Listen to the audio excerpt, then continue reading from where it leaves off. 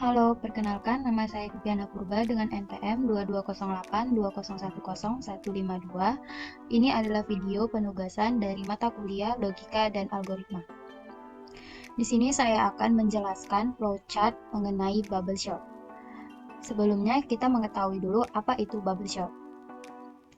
Bubble sort adalah metode pengurutan algoritma dengan cara melakukan penukaran data secara terus-menerus sampai bisa dipastikan dalam suatu iterasi tertentu tidak ada lagi perubahan atau penukaran. Algoritma ini menggunakan perbandingan dalam operasi antar elemennya. Berikut adalah contoh flowchart dari bubble sort. Langsung saja kita coba jalankan programnya. Di sini user akan diminta untuk memasukkan banyaknya data.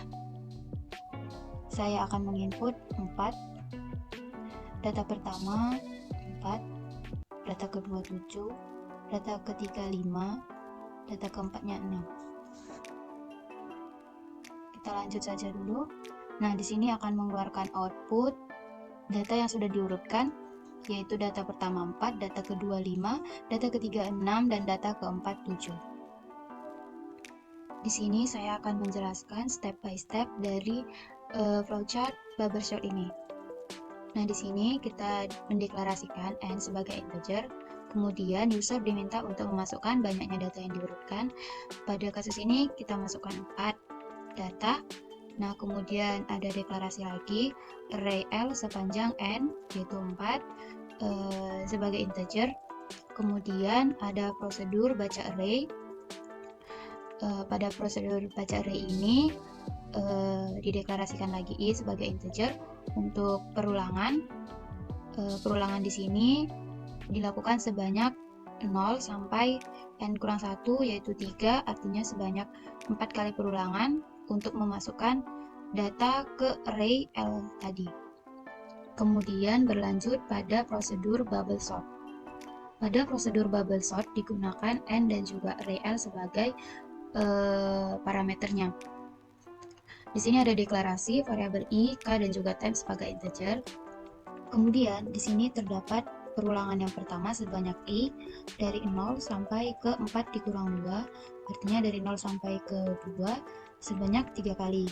Dalam perulangan tersebut terdapat perulangan kedua, for yang kedua, yaitu sebanyak untuk nilai i yang pertama dari 3 sampai ke 1 secara decrease. Nah, dalam setiap perulangan tersebut dilakukan pengecekan kondisi. Untuk pengecekan yang pertama adalah apakah data pada array L dengan indeks 3 yaitu 6 lebih kecil daripada data pada array L dengan indeks 2 yaitu 5. Apakah 6 lebih kecil daripada 5? Jawabannya bernilai false, sehingga tidak dilakukan proses apapun dan dilanjutkan dengan pengecekan selanjutnya. Karena tadi decrease 3, sekarang adalah 2, sehingga apakah data pada array L dengan indeks 2 yaitu 5 lebih kecil daripada data pada array L dengan indeks 1? Apakah 5 lebih kecil daripada 7? Jawabannya adalah bernilai true, sehingga dilakukanlah pergantian posisi dengan proses sebagai berikut, yaitu 5 akan disimpan pada variabel temp. Kemudian L dengan indeks 2. Kemudian variabel temp akan bernilai 0. Nah, kemudian data yang terbentuk dari perulangan yang pertama ini adalah sebagai berikut: 4, 5, 7, 6. Yang selanjutnya yaitu i bernilai 1, sehingga k di sini bernilai 3 sampai 2 secara decrease. Nah, dilakukan pengecekan kondisi apakah data pada array L dengan indeks 3 lebih kecil daripada data pada array L dengan indeks 2. Apakah 6 lebih kecil daripada 7? Jawabannya adalah true, sehingga dilakukanlah proses ini di mana 6 akan disimpan ke variabel temp, kemudian 7 akan disimpan ke array L dengan indeks 3, kemudian variabel temp akan bernilai 0. Dilanjutkan dengan K bernilai 2, yaitu apakah data pada array L dengan indeks 2 lebih kecil daripada data pada array L dengan indeks 1. Apakah 6 lebih kecil daripada 5?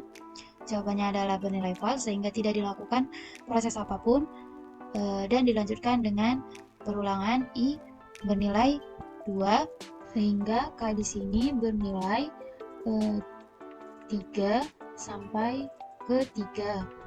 Artinya hanya satu kali perulangan, sehingga pengecekan ini adalah apakah data pada array L dengan indeks 3 lebih kecil daripada data pada array L dengan indeks 2. Apakah 7 lebih kecil daripada 6? Jawabannya adalah bernilai false, sehingga tidak dilakukan proses apapun dan perulangan I juga sudah selesai, sehingga dilanjutkan ke prosedur cetak array. Pada prosedur cetak array ini dideklarasikan I sebagai integer untuk perulangan I sebanyak 0 sampai ke 4 kurang 1, 3, artinya 4 kali perulangan, untuk mengeluarkan output data yang sudah terurut, yaitu 4, 5, 6, dan juga 7. Oke, selesai. Demikianlah penjelasan saya mengenai flowchart bubble sort. Semoga bermanfaat. Terima kasih.